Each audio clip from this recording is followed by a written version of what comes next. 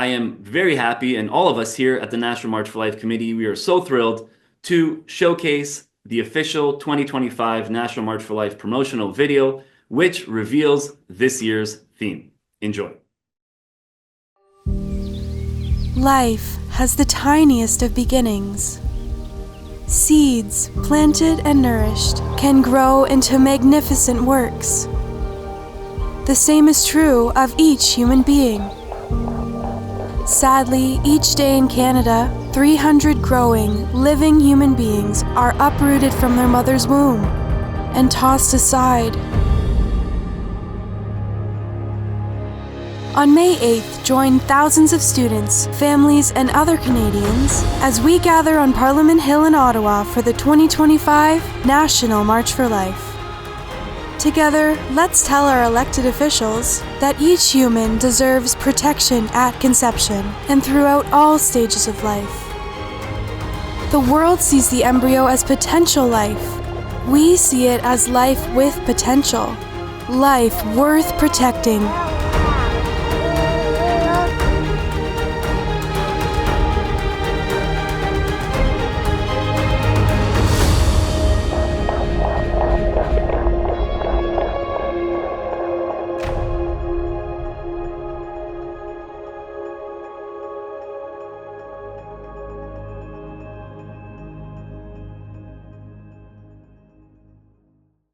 Protection at conception. That is the theme for the 2025 National March for Life. Josie, what are some of your thoughts and reasons for why the committee chose this particular theme?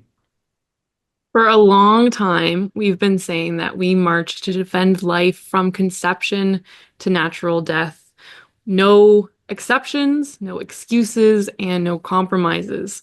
So that's a great tie-in to this year's theme. But I actually want to bring in one of our youth coordinators, Maeve Gainey, because this theme is really her brainchild. But speaking of children, there is a very special pro-life announcement that we should make first. And that is that Maeve is expecting her first child with her husband, John Paul. Maeve, congratulations. Thank you so much, Josie. Yes, we're so excited to welcome our baby girl towards the end of May, which means that I will be on maternity leave for this year's March for Life, which is my first time not attending in nearly 4 consecutive years. So lots to look forward to, but of course saddened that I won't be able to be there physically this year. So in the past, our themes have always been biblically based. They've corresponded to some scripture. So Maeve, what inspired protection at conception? So I certainly cannot take full credit for this theme because I actually this connection between protection at conception, which is rooted in scripture, which is from Matthew 13:31-32, that reads, "The kingdom of heaven is like a mustard seed that a person took and sowed in a field. It is the smallest of all seeds, yet when full grown is the largest of plants." And this connection between the mustard seed and the preborn and the pro-life movement was initially made by a priest that I know during a homily back in the summer. So that's kind of what inspired it initially. But I think this scripture reminds us that all of our smallest brothers and sisters need is the proper environment and nutrients to grow to reach their fullest potential in accordance with God's plan. Similar to a mustard seed, zygotes and embryos are seemingly insignificant, but their humanity is unwavering. And despite their size, they are invaluable as they were created in the image and likeness of God.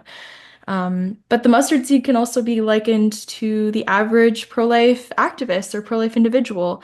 Our efforts are often seen as small and insignificant in the grand scheme of things, but the reality is that even actions that are small and seemingly insignificant often contribute to the larger plan that God has for us, to work and build up the kingdom of heaven, with proper pruning and nourishment.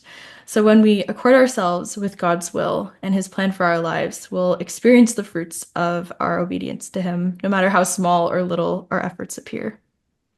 Speaking of, Matthew chapter 17, verse 20 also talks about the mustard seed.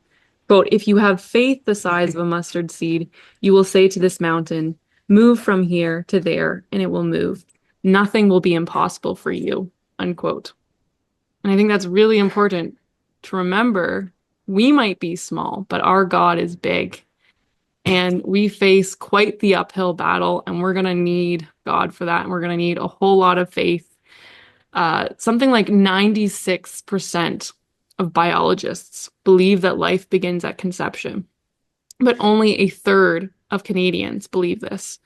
The Criminal Code of Canada states that a child, and they use the term child, a child only becomes a human being in the eyes of the law once it is fully separate from the mother.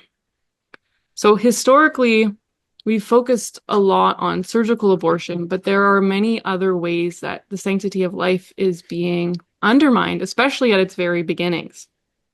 So chemical abortion now comprises 40% of all abortions, and that happens within the first 10 weeks of pregnancy. So we really need to be humanizing the human fetus, but we also need to be humanizing the human embryo. We need to talk about the humanity of the very youngest members of our human family. I think it also makes sense for us to be focusing on the deliberate and direct killing of innocent human beings, but the unborn are also being killed indirectly through abortifacient contraception, for instance. So the way that some forms of contraception work is that they thin the lining of the uterus, the endometrium, such that a young embryo cannot implant in the uterus, and so therefore he or she will die instead.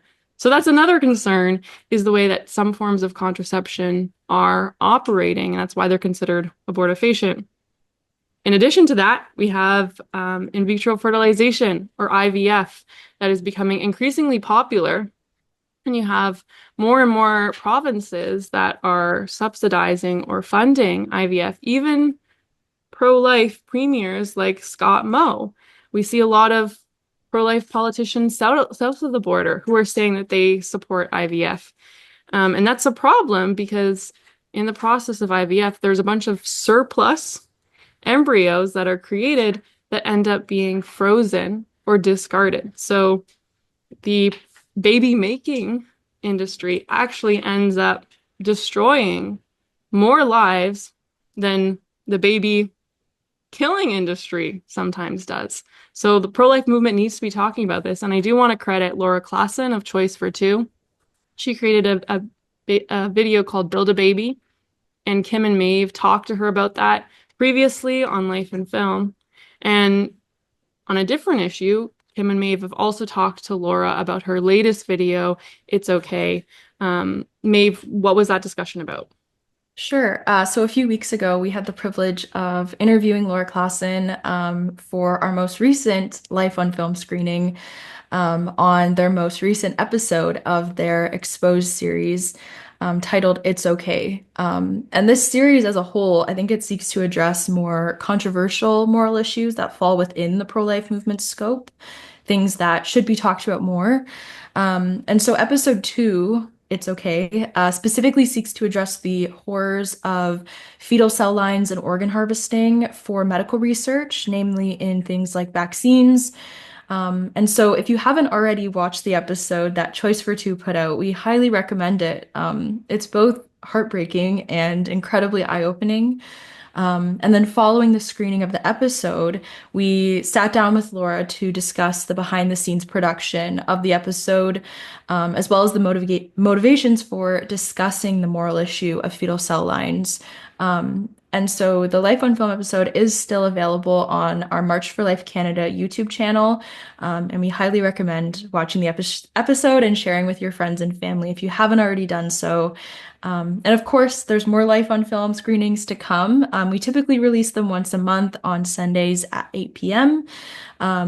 Eastern Time, leading up to the March for Life. So we encourage you to keep a lookout for those on our YouTube channel.